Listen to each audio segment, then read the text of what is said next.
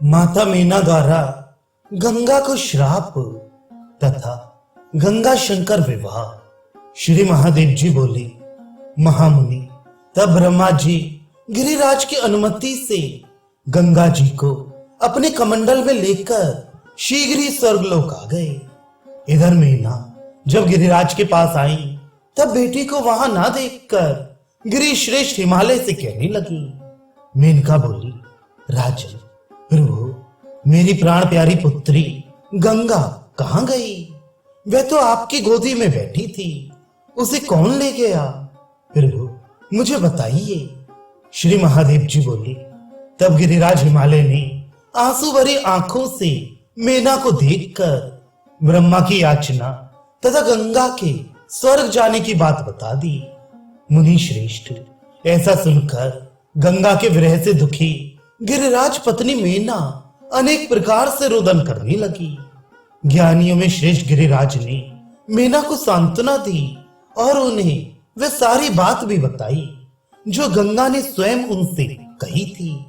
अपनी मां से बिना कोई बात किए ही स्वर्ग चले जाने के कारण गिरिराज पत्नी मेना ने अपनी प्राण प्रिया पुत्री गंगा को कुपित होकर इस प्रकार का श्राप दे दिया। मुझ माता से बिना बात किए तुम स्वर्ग चली गई, इसलिए तुम्हें जल रूप में पुनः पृथ्वी लोक में आना होगा। नारद, इस प्रकार हिमवान की पत्नी मेना श्राप देकर भवन में चली गई और गिरिराज हिमवान भी उनके साथ चले गए।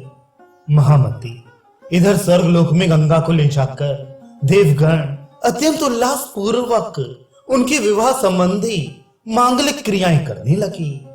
तदनंतर प्रसन्न मन ब्रह्मा जी ने शिव जी को आदर पूर्वक बुलाने हेतु नारद जी को काम रूप महापीठ भेजा। नारद जी ने काम रूप में जाकर भगवान शिव को योगाभ्यास में संलग्न एवं ध्यान मग्न देखा। इंद्रियों की वृत्तियों को समेटकर योग की गहन साधना में लीन मध्याह्न काल के सहस्त्रों सूर्यों के समान तेजस्वी और चंद्रमा के समान प्रकाशित नेत्र वाले भगवान शिव को देखकर नारद जी वहीं खड़े रहे और सदाशिव के ध्यान को भंग करने के भय से विचार करने लगे कि यदि देवी सती के हिमालय के घर में जन्म की बात इनसे कहूं तो इनका ध्यान भंग हो जाएगा। यदि कुछ ना कहूं तो मुझे प्रतिज्ञा भंग का पाप लगेगा।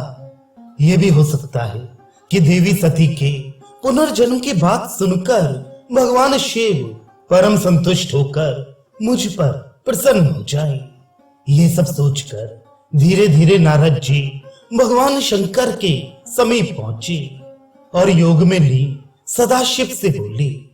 नारद जी बोले, जगत गुरु महादेव, आपको नमस्कार करता हूं। आप मुझ पर प्रसन्न हो। मैं आपके पास से आपके लिए सती को लाने हेतु गया था। प्रभु, आपकी प्रिया सती पुनः आपको पति रूप में पाने की इच्छा से जन्म ले चुकी हैं। उन्हें प्राप्त करने हेतु मेरे साथ चलिए।